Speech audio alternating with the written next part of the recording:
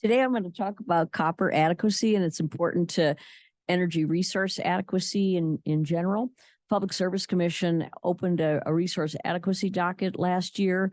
It's docket number 2022.09.087, initiated by Commissioner O'Donnell. Studying and educating others about resource adequacy is within the purview of the Public Service Commission, as we strive to ensure that ratepayers have continued access to utility services that are affordable, reliable, and sustainable. If we don't have adequate energy resources, the PSC can't ensure affordable, reliable, and sustainable energy. Kind of obvious. So one of the PSC duties related to resource adequacy, we analyze public utilities integrated resource plans, or IRPs, and identify possible deficiencies in ability to meet demand in cost-effective fashion and ways to remedy the deficiencies. So in this talk, the data, including graphs, are from the International Energy Agency, almost completely from them. There are several exceptions to that, and it should be fairly obvious, and I'll point it out. So the International Energy Agency was created in 1974 to help coordinate a collective response to disruptions in the supply of oil, and it has since expanded its focus. Here's a quote from their website. Taking an all fuels, all technology approach, the IEA recommends policies that enhance the reliability, affordability, and sustainability of energy. It examines the full spectrum of issues, including renewables, oil, gas and coal supply and demand, energy efficiency, clean energy technologies, electricity systems and markets, access to energy, demand-side management, and much more. And they have an executive summary on their website, the role of critical minerals in clean energy transitions. And here's one of their graphs. It's about the rapid deployment of clean energy technologies as part of energy transition. It implies a significant increase in demand for minerals.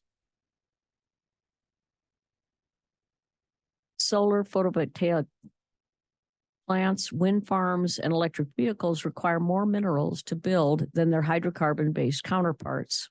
A typical electrical vehicle requires 6 times the mineral resources of conventional cars. Onshore wind plants require 9 times more mineral resources than a gas-fired plant. And here you can see it in graph form. The larger number of these minerals that are required for electric cars versus conventional, and the increase in the number of minerals needed in wind and solar versus nuclear, coal, and natural gas. Why is copper so prominent in these graphs? As you can see, copper is the blue there. Copper is prominent. And why does the IEA call copper, quote, the cornerstone for all electricity-related technologies, end of quote? Copper has the greatest thermal and electrical conductivity of any non-precious metal. It has less weight, less volume, less mass needed. There's no obvious substitute for copper. For example, aluminum wire conducts 61% of the electricity that copper does and tends to corrode and overheat. Aluminum wiring was used in homes 1965 to 1974 as a less expensive alternative to copper.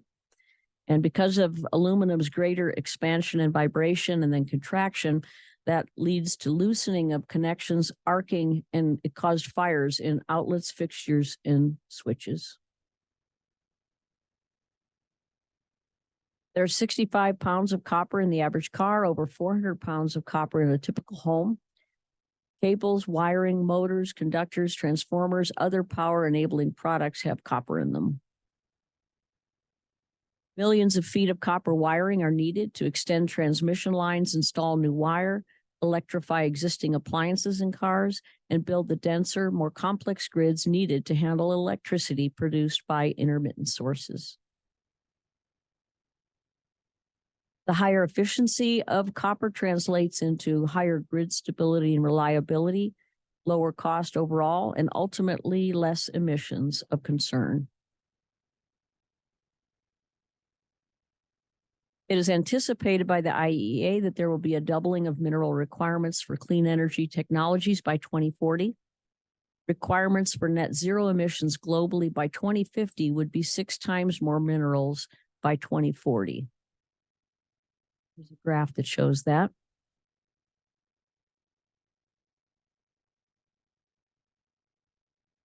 And the IEA calls it energy transition, and I refer to it more commonly as energy expansion.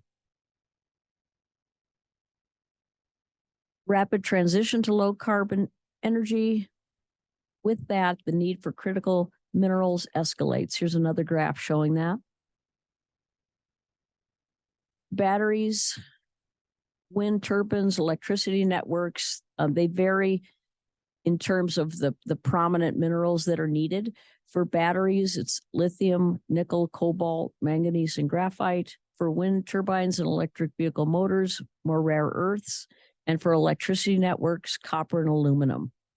So all these things use all of those, but this is what is predominant. And again, copper is the cornerstone for all electricity-related technologies.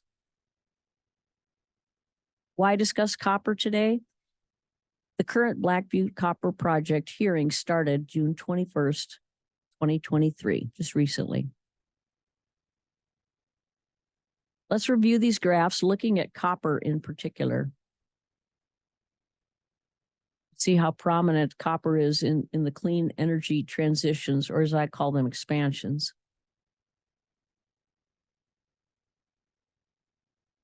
Now, this obviously is not from the IEA. This is from CNBC. It was an article that was February 6th of this year. There isn't enough copper in the world, and the shortage could last until 2030. Key points: a copper deficit is set to inundate global markets throughout 2023, fueled by increasingly challenged South American supply streams and higher demand pressures. So you see the increase that we need for copper, and CNBC talking about the shortage of copper in the world, and multiple different references for the copper shortage now and in the future. I couldn't find any exceptions to a concern about a copper shortage now and getting worse in the future if we don't change something in terms of our copper production. And this is one of the portion of the IEA summary. As energy transitions gather pace, security of mineral supply is gaining prominence in the energy security debate, a realm where oil has traditionally occupied a central role. And we know in the past, oil has been, the fight over oil has caused clashes between nations, and it's anticipated that that's going to happen progressively in the future related to the minerals. And here are some graphs that point out the national and mineral security issues. You could see that both in extraction and in processing, the United States doesn't even show up there except for oil and natural gas. For all the different minerals that you see up there, the United States isn't even there. So other than a little bit for rare earths. So you could see that we are highly dependent, especially on China and also some of the South American countries. And that's a huge national security issue.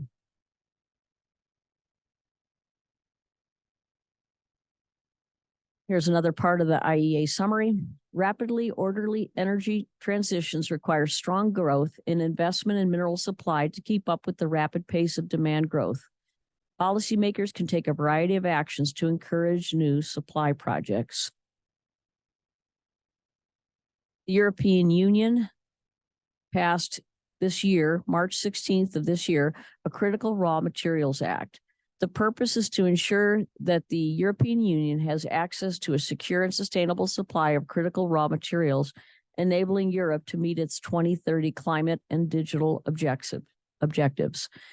The European Union plans to pursue these objectives in cooperation with third world countries.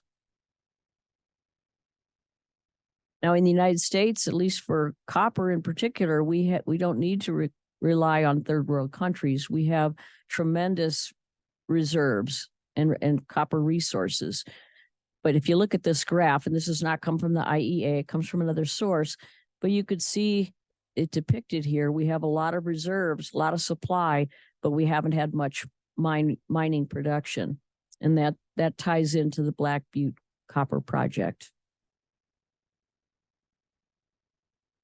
The IEA has 6 key recommendations for a new comprehensive approach to mineral security. Some of them relate directly to copper, ensure adequate investment in diversified sources of new supply, and enhance supply chain resilience. Given the IEA information regarding current and future concerns about copper supply, demand, and security, and knowing costs increase when having to outsource, the value of using Montana sources of copper is clear. Thank you.